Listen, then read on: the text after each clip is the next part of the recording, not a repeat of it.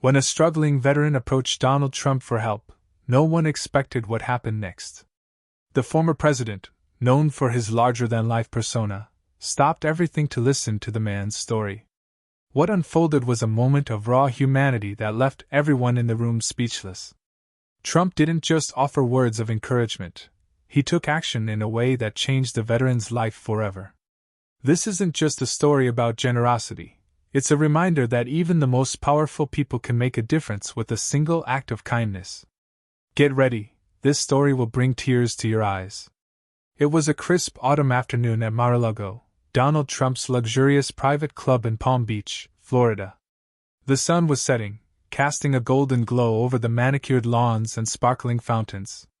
Inside, the club buzzed with activity, guests mingled, waiters served champagne, and the sound of laughter filled the air. Trump, as always, was the center of attention, moving through the crowd with his trademark confidence, shaking hands and exchanging greetings. But amidst the glamour and opulence, there was one guest who stood out. His name was John Miller, a 45-year-old Army veteran who had served 2 tours in Afghanistan. John wasn't there to enjoy the festivities. He was there because he had nowhere else to turn. Life had been tough for John since he returned home.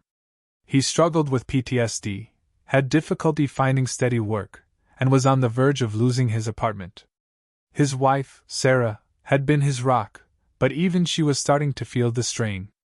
When a friend suggested reaching out to Trump, John had been skeptical. "What's he going to do for me?" he had asked. But with no other options left, he decided to give it a shot. John had written a letter to Trump, explaining his situation and asking for help.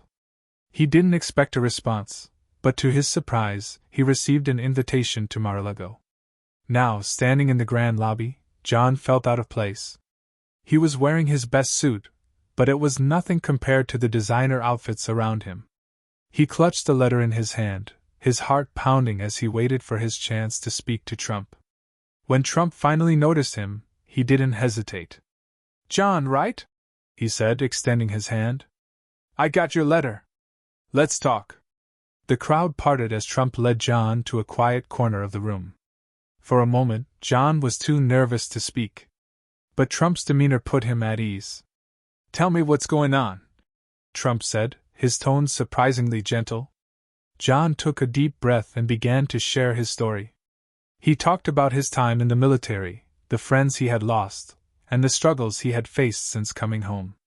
He talked about the sleepless nights, the job applications that went unanswered, and the fear of losing his home. Trump listened intently, his expression growing more serious with each word. When John finished, there was a moment of silence. Then Trump leaned forward, his eyes locking onto John's. "You're not alone in this," Trump said. "We're going to figure this out." John blinked, unsure of what to say. I don't know how to thank you," he stammered. Trump waved a hand dismissively. "Don't thank me yet. Let's get to work." With that, Trump stood up and called over one of his aides. "Get me the number for the VA," he said. "And call my real estate guy. We're going to make sure John and his family have a place to live." The aide nodded and hurried off, leaving John in stunned silence. He had expected, at best, a few kind words and a handshake. But this was something else entirely. As the evening went on, Trump stayed true to his word. He made calls, pulled strings, and even reached out to some of his wealthy friends to help cover John's expenses. By the end of the night, John had a new apartment, a job interview lined up, and a renewed sense of hope. But the story didn't end there. What happened next would leave everyone in the room, and eventually, the world, speechless. As the night wore on, John Miller couldn't believe what was happening. Donald Trump had not only listened to his story but had taken immediate action to help him. The former president had arranged for John to meet with a real estate agent the next morning to secure a new apartment, and had even connected him with a job opportunity at one of his properties. For the first time in years, John felt a glimmer of hope. But as the evening progressed, something unexpected happened. A guest at the club, a wealthy businessman named Richard Grayson, approached Trump with a smirk on his face. "Donald," Grayson said, his tone dripping with sarcasm. I see you've taken on another charity case. How noble of you! Trump's expression hardened. John here is a hero, he said, his voice firm. He served our country, and now it's our turn to serve him. Grayson chuckled, clearly unimpressed. Hero or not, you can't save everyone. What's next? Are you going to start handing out jobs to every down-on-their-luck veteran who walks through the door? John felt his face flush with anger and embarrassment. He had faced his share of criticism over the years, but this was different. This was personal. Trump, however, didn't back down. You know, Richard, he said, his tone icy, it's people like you who make me sick. You sit in your ivory tower, judging everyone else, but you've never lifted a finger to help anyone but yourself. Grayson's smirk faltered, but he quickly recovered. I'm just being realistic, Donald. You can't fix the world's problems by throwing money at them. Maybe not, Trump shot back. But I can sure as hell try. And if that makes me a fool in your eyes, then so be it. The tension between the two men was palpable, and the room fell silent as guests turned to watch the exchange. John felt a surge of gratitude toward Trump, but also a growing sense of unease. He didn't want to be the cause of a public argument. Mr. Trump, John said quietly, maybe I should go. I don't want to cause any trouble. Trump turned to him, his expression softening. You're not causing any trouble, John. This guy is. Grayson rolled his eyes. Oh, please. Don't act like you're some kind of saint, Donald. We all know you're just doing this for the publicity. That was the final straw. Trump stepped forward, his face inches from Grayson's. You want to talk about publicity? He said, his voice low and dangerous. How about we talk about the fact that you've been dodging taxes for years? Or the fact that your company has been sued more times than I can count for shady business practices? You're in no position to judge anyone. Grayson's face turned red, but he didn't respond. Instead, he turned on his heel and stormed off, leaving the room in stunned silence. Trump took a deep breath, then turned back to John. Don't let guys like him get to you, he said. They're all talk and no action. You're the real deal, John. And I'm going to make sure you get the help you need. John nodded, his throat too tight to speak. He had never expected this level of support, especially from someone as powerful as Trump. But the drama wasn't over yet. As the night continued, Trump's aides worked tirelessly to finalize the arrangements for John's new apartment and job. Meanwhile, John found himself surrounded by well-wishers, many of whom were moved by his story and eager to offer their support. One guest, a retired general named Michael Carter, pulled John aside. I heard what happened with Grayson, he said. Don't let it get to you. Men like him don't understand what it means to serve. But we do. John nodded, feeling a sense of camaraderie he hadn't felt in years. Thank you, sir. It means a lot. Carter clapped him on the shoulder. You're not alone in this, John. We've got your back. As the evening drew to a close, Trump approached John one last time. I've got one more surprise for you, he said, a twinkle in his eye. John raised an eyebrow. What's that? Trump grinned. You'll see. The next morning, John arrived at the real estate office as planned. The agent, a friendly woman named Lisa, showed him several apartments, but none of them felt quite right. Just as John was starting to feel discouraged, Trump walked in. Found anything you like? Trump asked. John shook his head. Not yet. They're all nice, but I don't know. They just don't feel like home. Trump nodded, then turned to Lisa. What about that penthouse we looked at earlier? Lisa's eyes widened. The penthouse? But that's way over. Trump held up a hand, cutting her off. Don't worry about the price. I'll cover it. John's jaw dropped. Mr. Trump, I can't let you do that. It's too much. Trump waved a hand dismissively. Nonsense. You've sacrificed enough for this country. The least I can do is make sure you and your family have a place to call home. John felt tears welling up in his eyes. I don't know how to thank you. Trump smiled. You already have. Just keep being the hero you are. As John signed the lease for the penthouse, he couldn't help but feel a sense of disbelief. In just 24 hours, his life had been completely transformed. But the surprises didn't end there. Later that day, John received a call from the VA. Thanks to Trump's intervention, his benefits had been expedited, and he was now eligible for additional support. When John finally returned home to his wife, Sarah, he found her in tears. "What's wrong?" he asked, his heart sinking. Sarah shook her head, a smile breaking through her tears. "Nothing's wrong. Everything's right. I can't believe this is happening." John pulled her into a tight embrace. "Neither can I." The days that followed were a whirlwind for John Miller and his wife, Sarah. Thanks to Donald Trump's intervention, their lives had been transformed in ways they never thought possible. The penthouse apartment was more than they could have ever dreamed of, spacious, modern, and filled with natural light. For the first time in years, they felt a sense of stability and hope. But the changes didn't stop there.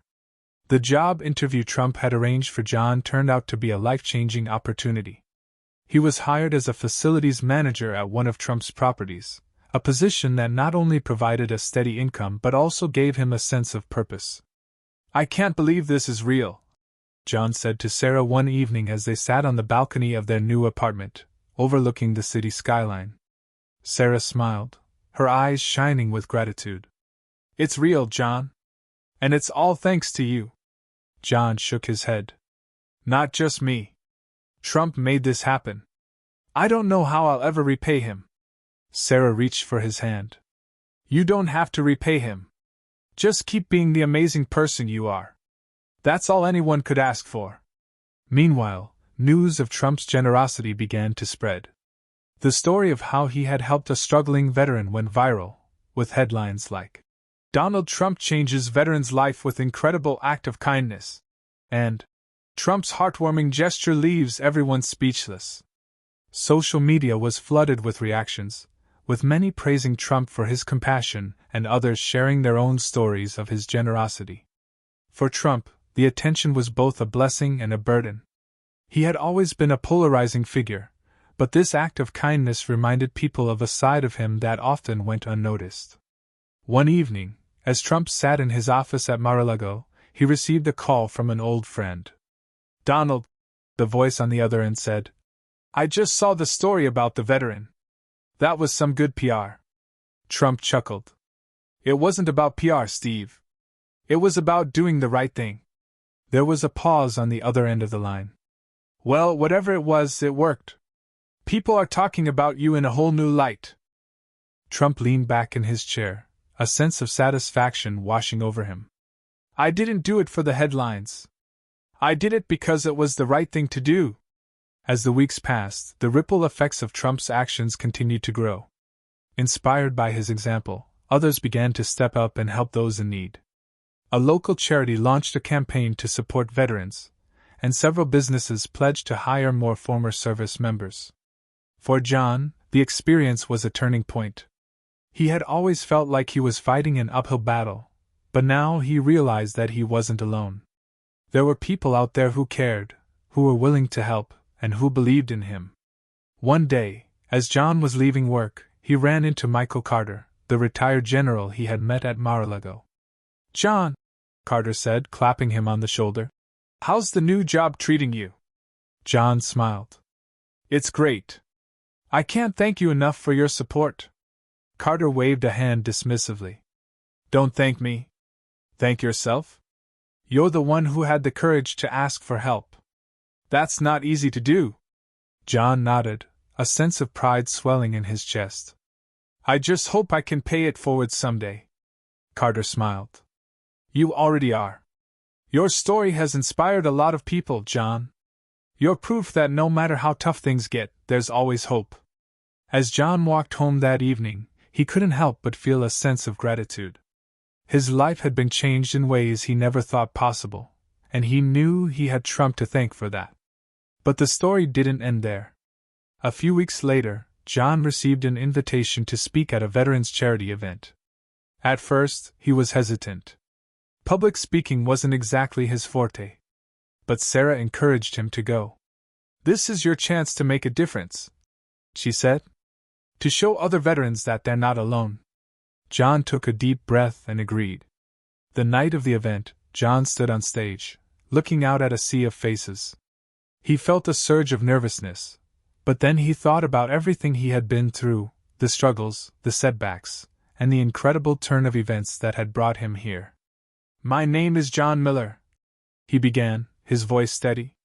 "And I'm here to tell you that no matter how tough things get, there's always hope." As he shared his story, the room fell silent. People leaned forward in their seats, hanging on his every word. When he finished, the room erupted into applause, and John felt a sense of accomplishment he hadn't felt in years. After the event, Trump approached him, a proud smile on his face. "You did good, John," he said. "Real good." John smiled back. "I couldn't have done it without you, Mr. Trump." "Thank you?" Trump waved a hand dismissively. "Don't thank me. Thank yourself. You're the one who had the courage to keep going. That's what makes you a hero." As John walked away that night, he felt a renewed sense of purpose.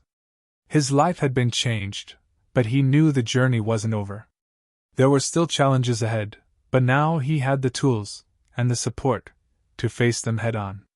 The story of Donald Trump and John Miller is more than just a tale of generosity. It's a powerful reminder of the impact one person can have when they choose to act with kindness and compassion. Trump's decision to help a struggling veteran didn't just change John's life, it inspired countless others to step up and make a difference. For John, the experience was a turning point.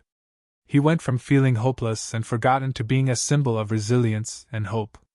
His story became a beacon for other veterans, proving that no matter how tough the journey, there is always light at the end of the tunnel.